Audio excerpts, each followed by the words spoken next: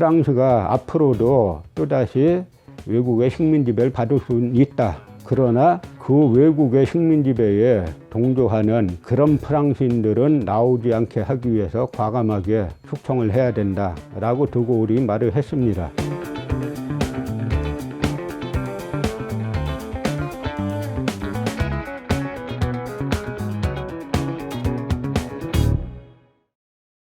안녕하세요.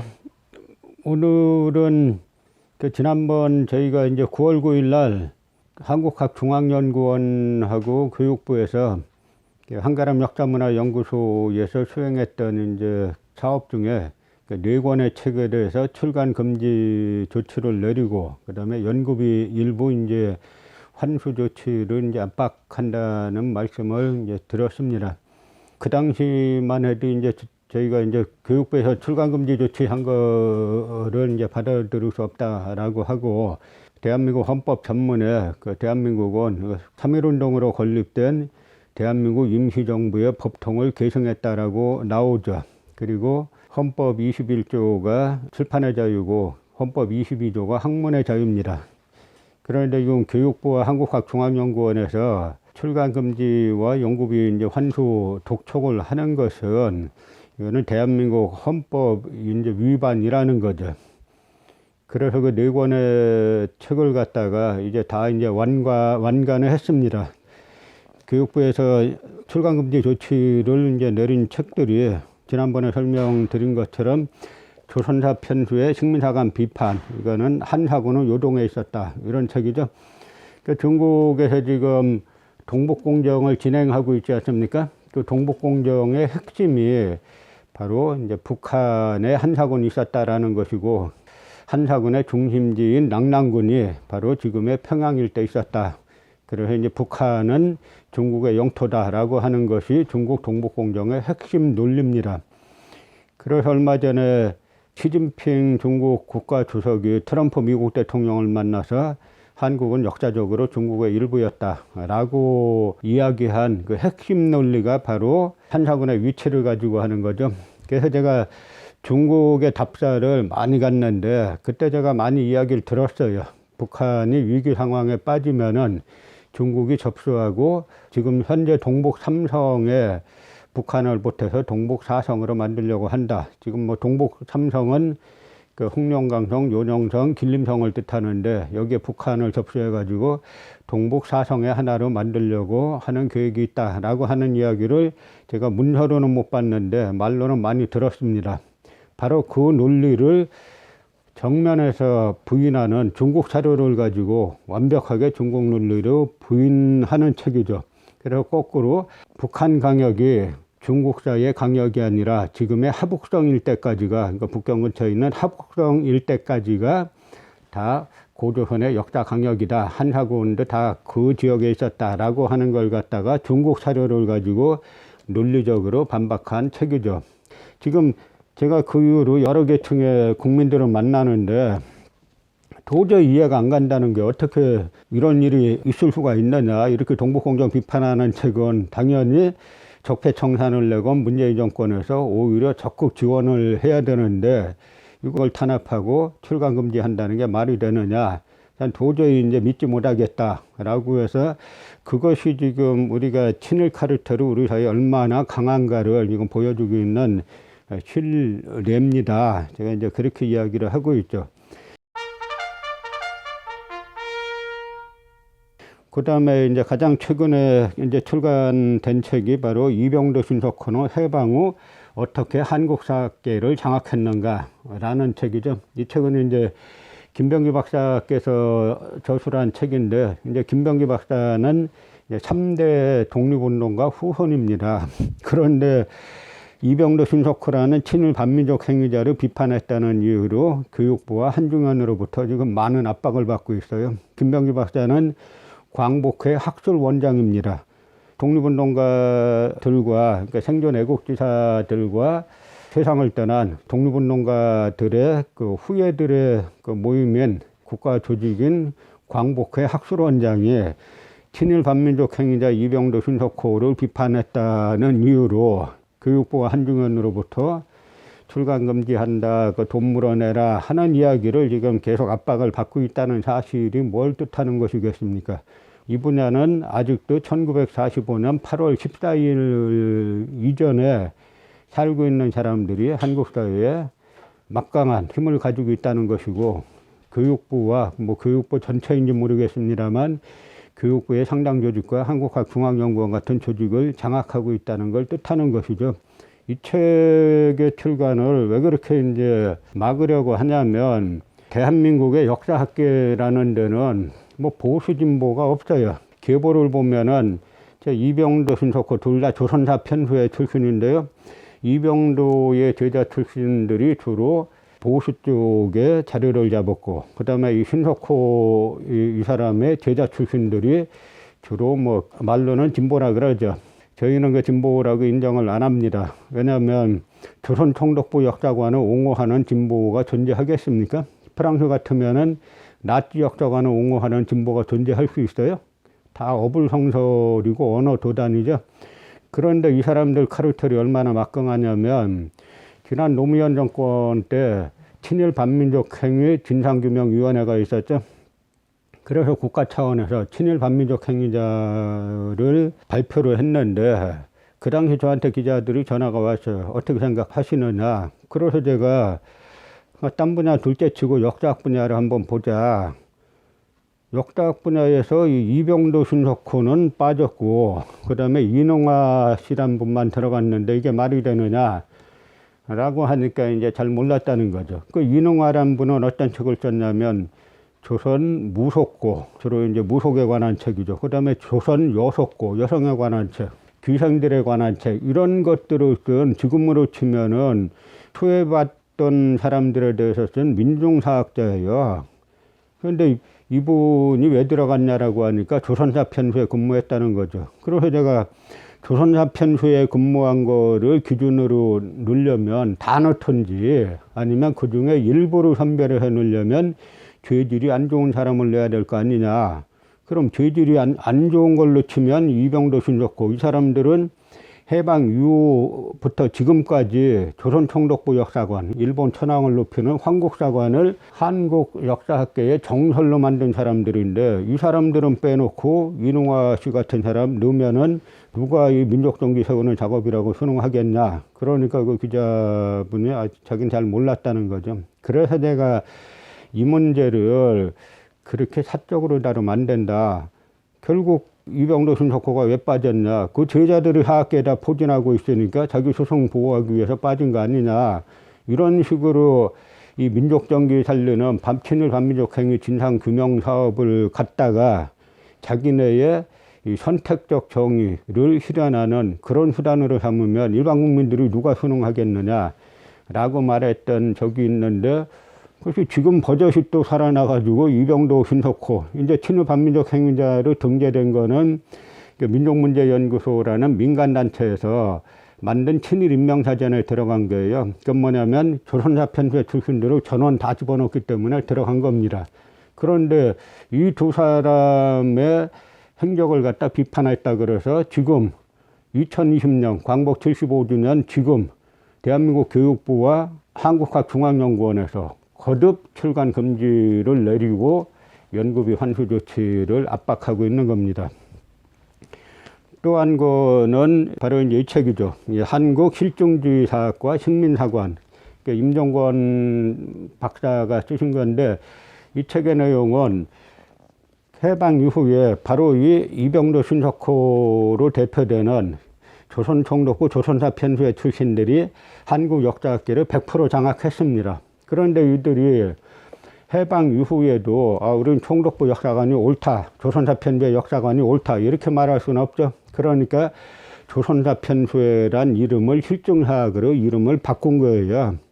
그래서 마치 자기 자신들이 실증사학을 하는 것처럼 국민들을 호도했는데, 더 기가 찬 거는 이 사람들이 말하는, 지금 남한의 강단사학자들이 말하는 실증주의라는 것은 실제 실증사학의 원조인 랑케가 말한 실증사학과 180도 다르다는 겁니다. 근데 그거를 실증적으로 분석해냈더니 또 출간금지 내렸어요.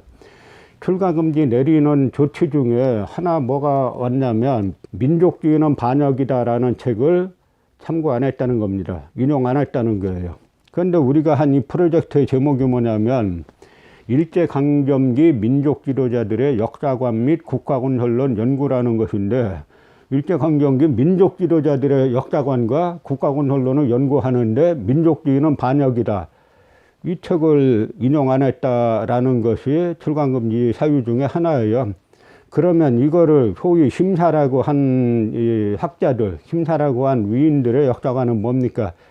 일제강점기 백범 김구 선생을 비롯해서 뭐 도산 안창호 선생이라든지 백암 박은식 선생이라든지 하는 이런 독립운동가들, 민족 지도자들을 갖다가 민족주의는 반역이다 라는 책을 인용 안 했다라고 하니까 이분들을 갖다가 뭘로 보고 있는 겁니까? 바로 반역자로 보고 있는 거죠. 그러니까 정확하게 조선총독부의 관점을 가지고 심사를 한 건데, 경악스러운 거는 물론 이 심사는 지난 정권에서 진행이 된 거죠. 그래서 저희가 계속 이의 제기를 하고, 그 문재인 정권이 들어서고 난 다음에 교육부의 절차에 따라서 그 이의 제기를 했죠. 그러니까 교육부에서 단박에 기각하고 더 강하게 출간 금지하고 돈 물어내라고 압박을 하고 있는 겁니다. 이게 도대체 해방된 나라인지, 해방 75년 된 나라인지, 적폐청산을 내건 정권에서 있을 수 있는 일인지 저희가 의문을 계속 제기하고 있는 거죠. 그 다음에 마지막으로 독립운동가가 바라본 한국 고대사. 이 이야기를 듣는 분들이 한 보고도 믿을 수 없다는 게, 제가 여러 계층의 분들을 만났는데, 어제도 이제 어느 국립대학에 이제 경영대학원 가서 강연을 했는데 이야기를 했더니 다들 경악하는 겁니다. 아니, 이런 일이 어떻게 일어날 수 있느냐, 이게 사실이냐. 사실이에요. 바로 우리가 해방 직후에 독립운동가들이 부푼 꿈을 안고 귀국했지 않습니까? 그 독립운동가들 풍찬노숙하면서 35년 동안 이역만리에서 독립운동하던 그분들이 꿈에 그리던 고국에 돌아왔을 때 기다리고 있는 건 뭐였습니까? 바로 친일파들이 반공투사로 변신해가지고 이 독립운동가들을 또다시 체포하고 고문하고 죽이고 하지 않았습니까? 그 대표적인 예가 악질 친일경찰 노독수리 아니에요. 그 노독수리 의열단 단장인 약잔 김원봉 선생을 종로에서 체포하고 뺨따기 때리죠. 그래서 약잔 김원봉 선생이 저 이제 성북구에 유석현 선생이라고 같은 이제 의열단 선배 단원이 계셨는데, 그 유석현 선생을 찾아가서 3박 4일 동안 울면서 술만 마시다가 이제 백범 김구 선생이 남북 협상할 때 같이 올라갔다가 그냥 주저앉은 겁니다. 약장 김원봉 선생은 좋아서 월북한 게 아니에요. 일제가 그렇게 체포해서 죽이려고 하던 자신을 갖다가 해방된 나라에서 악질 고등계 친일경찰, 아주 악질 고문수법으로 유명한 이 노독수리가 천하의 의열단 단장 김원봉을 또 백주대낮에 종로에서 체포해가지고 뺨따기 때리고 끌고 가서 고문하고 하니까 더 이상 있을 수가 없었던 거죠. 물론 김원봉 선생의 상황하고 저희 상황하고 뭐 직접 비교할 상황은 아니지만, 광복 75주년이 지나면서 사회 전반에 이제는 진짜 친일청산 해야 된다라고 하는 분위기가 높은 상황에서 지금 이런 일이 벌어지고 있는 거예요. 독립운동가가 한국 고대사를 어떻게 바라봤는지가 왜 대한민국 정부에서, 문재인 정권에서 이게 왜 출간금지가 돼야 하느냐 하는 이야기입니다. 물론 문재인 대통령이 이런 사실까지 알지는 못하겠죠. 그러나 교육부에서 이 정도로 강하게 압박하고 한국학중앙연구원에서 이 정도로 강하게 압박할 때는 그 분위기가 있는 거예요. 그것이 대단히 궁금하다는 거죠. 그래서 그 이후에 저희가 9월 9일 날 대국민 설명회를 하고 나서 제 연구소로 전화가 엄청 왔습니다. 저한테도 개인적으로 많이 오고, 이걸 보고 나서 아주 열받아서 교육부에 전화했더니 전화를 안 받더라는 거예요. 그래서 어떤 분이 다른 경로로 연락을 했더니 연락받은 교육부 이쪽 사람은 우리가 학술 토론회에 참여 안 했다, 또 이런 거짓말이 시키더라는 거죠. 그분은 물론 모르니까 답변을 잘 못했죠. 우리는 처음부터 초지일관 이 심사자들과 학술 토론회를 열어달라, 이 책들이 왜 출간금지가 되는지 근거가 뭔지, 근거라고는 딱 하나 아니냐, 조선총독부 역사관을 따르지 않고 비판했다는 거 하나 아니냐.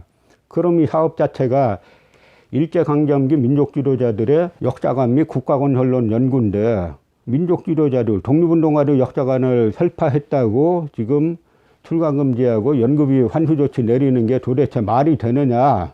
학술토론 하겠다. 그러니까 절대 안 된다는 겁니다. 그럼 누군지 이름이라도 가르쳐달라, 심사자들. 그것도 가르쳐 줄 수 없다는 거예요. 그러고 나서 지금 와선 항의 전화 들어오니까 전화기 수화기 내려놓고 어쩌다 연결되면 우리가 학술토론에 임하지 않았다는 식으로 거짓말을 시키는 겁니다. 그 다음에 또 하는 이야기는 뭐냐면 어쩌다 전화 받으면 자기는 위에서 시켜서 하는 겁니다. 어쩔 수 없습니다. 그래서 그 위가 누구냐는 거예요. 위고 아래고 이제 한국사에서 공무원쯤 하려면 대학은 나왔을 거 아닙니까? 그리고 지금 우리가 일본과 경제전쟁 하는 건 다 알고 있을 거잖아요. 근데 이런 상황에서 이 공무원들이 위에서 시켜서 할 수 없다, 할 수 없이 한다. 그 하위직 공무원도 문제죠. 자기 가슴에 손을 얹고 대한민국 국민 세금으로 먹고 사는 사람들이 자기 자식들도 없는지 그냥 위에서 시켜서 한다. 이게 역사 팔아먹는 건 나라 팔아먹는 거하고 똑같은 거예요. 역사 팔아먹는 것까지 하면서 변명이라고 위에서 시켜서 할 수 없이 하는 겁니다. 그 위가 누구냐 하는 이야기입니다. 그 위를 좀 밝히라 하는 이야기예요. 그러더니 저희가 9월 9일 날 대국민 설명회를 했는데 전화는 안 받고 9월 10일 날 이메일로 빨리 돈 내라고 또 족족장이 왔어요. 그러더니 그 다음에 교육부에서 대한민국 교육부 이렇게 해가지고 뭐가 왔냐면 압류 통지서가 왔어요. 채권 압류 통지, 사단법인 한가람 역사문화 연구소. 저는 이런 거를 볼 때 프랑스 같은 나라에서, 프랑스는 사실 나치 지배를 받았지만 그 비시정부라고 프랑스인을 내세워가지고 어떻게 보면 간접 통치 형태로 좀 띈 거였죠. 그럼에도 불구하고 프랑스는 그 3, 4년밖에 되지 않는 그런 나치 시야에 대한 청산 작업을 광범위하게 했지 않습니까? 그때 오히려 좌파 사회주의 계열의 그 레지스탕스들도 했고, 그 다음에 우파 국민전선, 그 민족주의 계열의 이제 이 레지스탕스들도 친나치 문제만큼은 아주 과감하게 청산을 했는데, 사실 몇 명이나 처단되었는지 자료가 정확하지 않아요. 왜냐하면 연합군이 진주하기 전에 레지스탕스들이 상당히 많은 수를 죽였는데, 심지어 신문에 칼럼 하나 쓴 기자나 지식인까지 다 죽였어요. 그래서 학자들에 따라서 약 10,000명에서 30,000명 정도가 사용당했을 것이다 라고 이제 추산을 하는데요. 이때 드골이 한 말이 있어요. 프랑스가 앞으로도 또다시 외국의 식민지배를 받을 수 있다. 그러나 그 외국의 식민지배에 동조하는 그런 프랑스인들은 나오지 않게 하기 위해서 과감하게 숙청을 해야 된다라고 드골이 말을 했습니다. 우리는 해방 이후에 미군정과 이승만 정권 때 이 친일 세력 청산하기는커녕 오히려 이 친일 세력들이 오히려 정권을 잡고 독립운동가 청산했지 않습니까? 그게 지금 오늘날 나타나는 게 일제 식민사학 비판하고 중국 동북공정을 비판했다고 채권 압류 통지를 하는 거예요. 그래서 저희가 무시하고 있으니까 그 다음에 독촉장 해가지고 독촉장이 와요. 그런데 이 독촉장이 2장이에요. 왜 2장이냐면 그 한 장은 뭐에 대한 거냐면 바로 이 개성상인의 탄생이라는 이 책입니다. 이 개성상인의 탄생은 뭐냐면 그 허성관 원장님이라고 노무현 정권 때 행정자치부 장관도 하고 해양수산부 장관도 하셨죠. 그리고 무엇보다도 장관은 잠시 한 2년 한 거고 평생 학자입니다. 미국의 뉴욕 대학의 경제학 그쪽에 이제 회계학 교수로 있었고 한국 회계학회 회장도 했고 광주 과학기술원 과기원 총장도 한 분이죠. 이 책이 뭐냐면 개성상인의 탄생이 세계 최고의 복식부기를 만든 사람들, 세계에서 가장 오래된 복식부기가 개성상인들이 사용했다는 겁니다. 그런데 이거는 개성상인 중에 이제 박영진이라는 집안이 있는데 그 박영진가에서 기록한 복식부기가 있어요. 그 복식부기가 바로 이제 자본주의 경제학의 가장 이제 기초인데 그 세계에서 가장 먼저 복식부기를 기록한 사람들이 개성상인들이라는 거죠. 여기에는 배경이 있는 겁니다. 뭐냐면 개성은 원래 고려의 왕조죠. 그러니까 고려 왕조가 무너지고 조선 왕조가 들어서면서 고려의 사람들은, 그러니까 개성 사람들은 조선 왕조에서 우린 벼슬 안 한다라는 걸 집단적으로 결의했어요. 그래서 이분들은 과거를 안 보고 경제 상업 활동에 뛰어드는데, 그래서 개성인삼 이것이 제조법 비밀로 유지된 게 이분들의 노하우예요. 절대 빚이 없게 하고, 그래서 IMF 때도 우리나라에 예를 들어서 뭐 태평양이라든지 삼천리라든지 하는 여러 개성상인들이 만든 회사들이 있는데 이 회사들은 하나도 안 무너졌어요. 빚이 없기 때문에. 왜냐하면 빚을 가지고 있으면 정치 권력에 영향을 받기 쉽습니다. 그래서 개성상인들은 철저한 복식부기, 정치와 경제를 분리한 아주 이제 그런 뛰어난 경제 철학을 가지고 있었고, 그 경제 철학에서 드러나는 것이 이제 복식부기인데, 거기에 보면 심지어 순사들에게 순댓국 한 그릇 사준 것까지 다 기록했어요. 그래서 이걸 갖다가 다 한자와 이두로 된 그 박영진가의 복식부기를 다 초서로 써 있는 걸 다 탈초로 해가지고 그걸 갖다가 한문으로 다시 정리를 한 다음에 그걸 분석해서 논문을 몇 편 썼는데, 그 논문들이 매일경제에서 시상하는 그 해의 우수학술 논문으로 선정됐던 그 논문들이에요. 그걸 갖다가 이 한중연에서 먼저 연락이 와가지고 그 내용이 하도 좋으니까 책으로 좀 펴냈으면 좋겠습니다. 저희가 연구비 일부 지원하겠습니다. 그래서 시작했는데 한중연 내에 또 심사 과정이 있지 않습니까? 나중에 책을 제출하니까 또 이 토의 식민사학자들이 심사해가지고 F를 놓은 거죠. F 놓은 이유가 뭐냐면, 이 책의 가치가 뭐냐면 식민지 근대화론을 뿌리부터 해체시킨 겁니다. 식민지 근대화론이 뭐예요? 일제강점기 때 우리가 비로소 근대화 됐다는 주장들이잖아요. 그래서 그걸 가지고 그 예전에 한때는 운동권 교수였던 뭐 서울대 안병직 교수라든지 하는 사람들이 일본에 가가지고 친일로 전향해서 돌아온 다음에 전부 낙성대 경제연구소님 뭐 이런 걸 차려서 지금의 이용훈 같은 사람들이 반일 종족주의 펴내는 논리가 다 식민지 근대화론인데, 그 식민지 근대화론을 뿌리부터 해체한 책이 이 책입니다. 그러면 이 책이야말로 문재인 정권에서 가장 우수 학술 교양도서로 선정해야 되는 거죠. 출간 금지, 연구비 환수. 그리고 계속 이런 거 연구소로 보내오고, 왜 보내오냐면 이번에 이 책을 갖다 낼 때 한가람 역사문화연구소 연구위원 명의로 낸 겁니다. 그러니까 지금 식민사학과 우리나라 그 친일 역사 소의 적폐들, 요 카르텔들이 한가람 역사문화연구소를 무너뜨리지 않으면 우리가 무너질지 모른다 라고 해서 한가람 역사문화연구소 이름만 가면은 광분을 하는 거죠. 이 책에 대해서 뒤에 쓴 거 보면은 장세진 인하대 경제학과 명예교수, 경제학계에서 유명한 분이죠. 정서구 고려대 경영학과 교수. 이분들이 뭐라고 했냐면, 일제강점기 전 우리 전통회계와 경제사상 및 경영에 관심 있는 분들에게 필독을 고한다. 그 다음에 개성상인 박영진과 장부를 특유의 역사적 안목과 오랜 각고의 노력으로 분석한 역저다. 우리나라 최고의 경제학자들은 이렇게 극찬하는데, 한국학중앙연구원 내의 토애들, 그리고 교육부 내의 토애들한테 들어가면은 이게 돈 물어내야 될, 어디 감히 우리의 조국인 대일본 제국을 비판해? 대일본 제국이 한국을 근대화시켰다라는 걸 비판해? 우리 용납 못하지. 지금 그러고 있는 상황인 겁니다.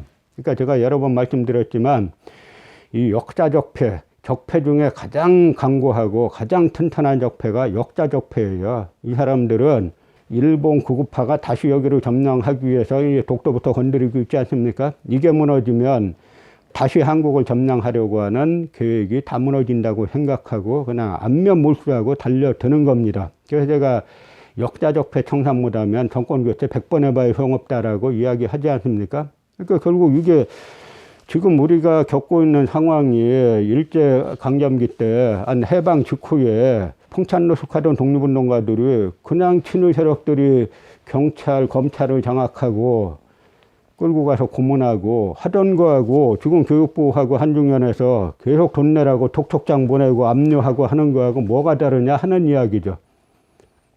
그래서 이제는 이 방송을 보시는 여러분들이 저희같이 이 문제 조금 깊이 연구하는 사람들은 거의 또다시 나라 망하겠구나 라고 하는 절박감을 가지고 있습니다. 이 절박감을 여러분들 좀 같이 이렇게 가지시길 바라고, 여기에 하도 이제 분노한 분들이 뭔가 좀 행동을 하자라고 해가지고 10월 3일 날 개천제로 저희는 이제 건국규환절이라고 이야기하는데요. 단군이 건국한 건국규환절. 그건 저희가 만든 게 아니라 대한민국 임시정부 의정원에서 1920년에 만든 용어가 이제 건국규환절입니다.